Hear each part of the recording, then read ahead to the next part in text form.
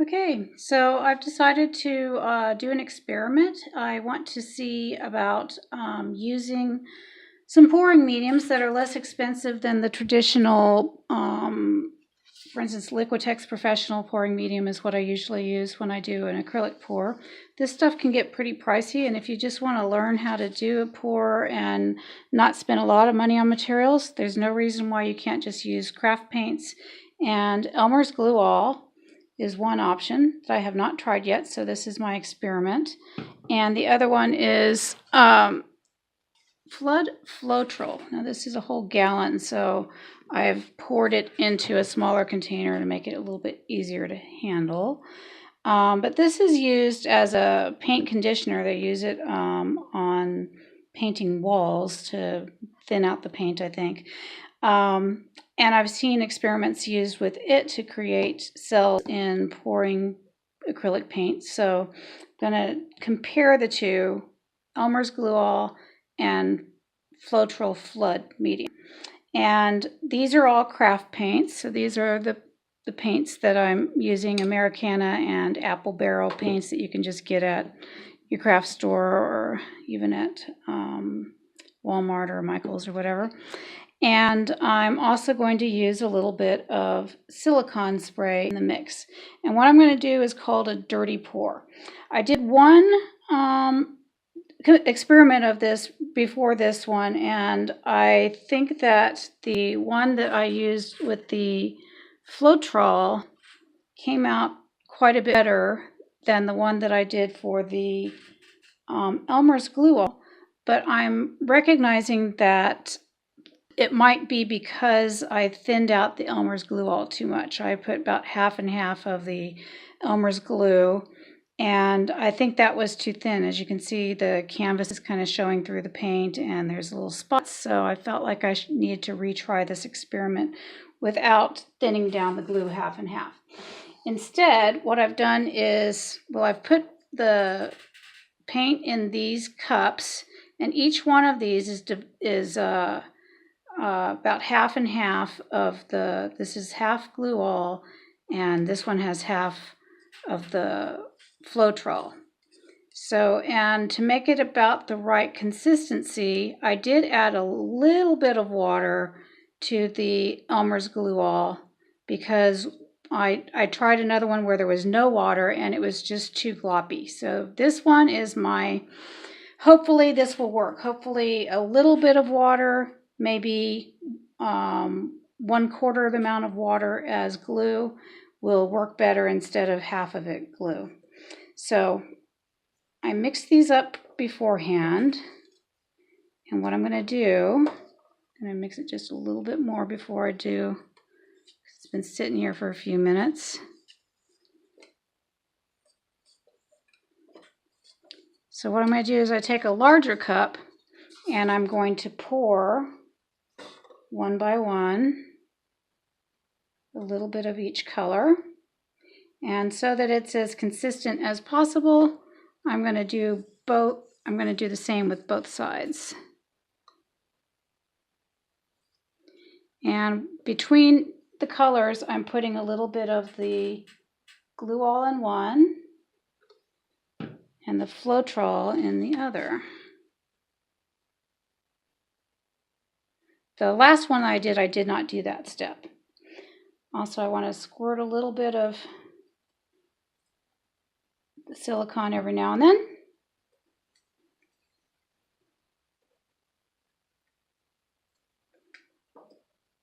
Doesn't have to be each time.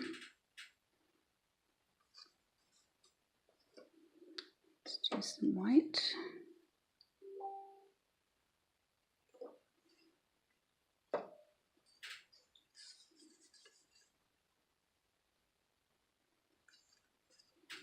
Now a little bit of glue. This should make a thicker pour than I did last time.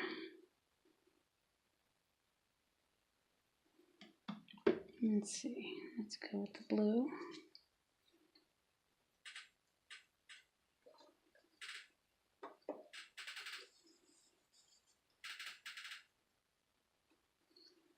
Let's do a spray.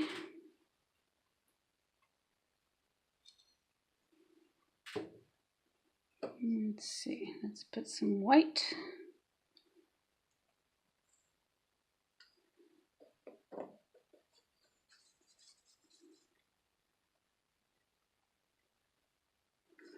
I think pouring is a lot of fun. It's sort of like raku pottery. You know, you don't know what's going to happen once you open the kiln. Same thing as when you do a pour, you're not really sure how these colors are going to react to each other because there's a little bit of a chemical process going on with how they're mixing, especially when you add things like silicone to the mix. Let's see. Let's do one more green.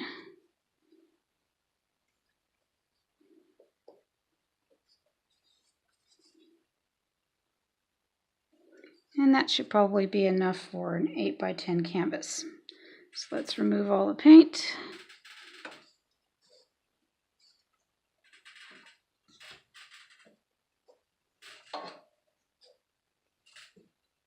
And we'll see what happens. Now you can choose to mix this up a little bit if you want to. I'm just going to flip cup it. Doesn't really matter. There's a couple splatters on there. It'll all get mixed in. I'm going to let that run down the cup a little bit.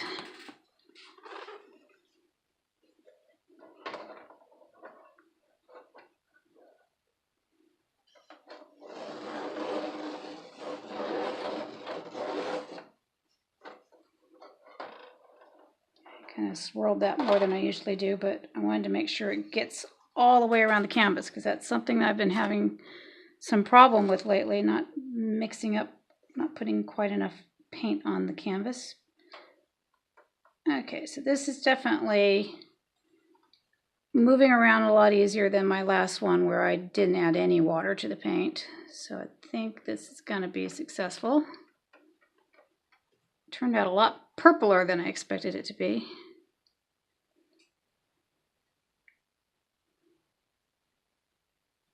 You just never know what's going to happen. I'm going to just put a little bit of paint in the corners here. It'll all get mixed in.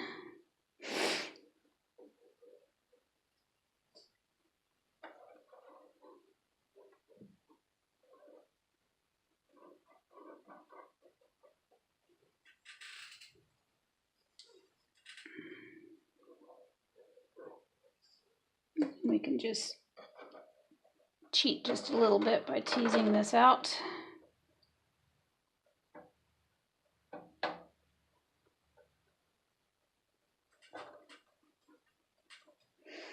And this is what I had happen with the other one, which was too thin, is that some paint kind of did not fill in these gaps. And it might be because I'm actually using a canvas board instead of a more flexible canvas. I'm not sure, but we'll tease it back in there. It's okay. There's some kind of interesting areas down here at the bottom.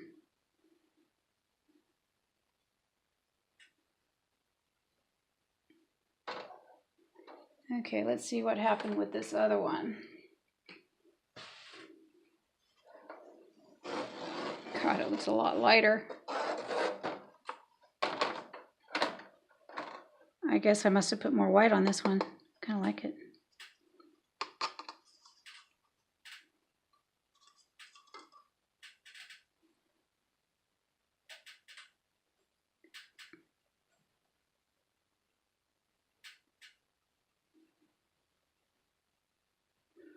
And as I said, the Floetrol is, it's a thinner medium than the glue is, so I didn't even need to add any water to it. It seems to flow a lot more easily than the glue does. But we're gonna tease it along again a little bit. It's okay.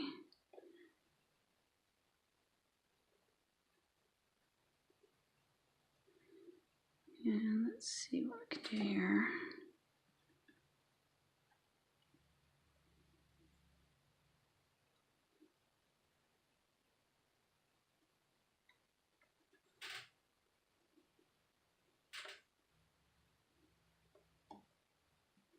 I just like to have my canvas covered.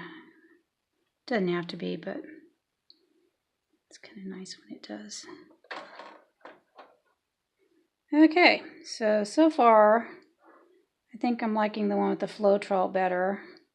Just has more distinct patterns, and it flowed easier. I don't have to do as much fussing with it.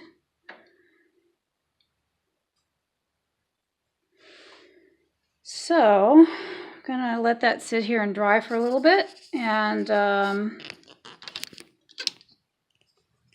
take a closer look.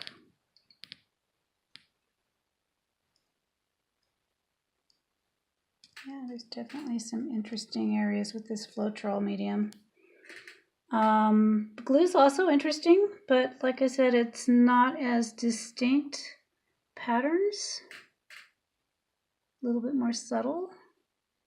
But it all changes as it dries, so let's come back and see how it looks when it's all dry.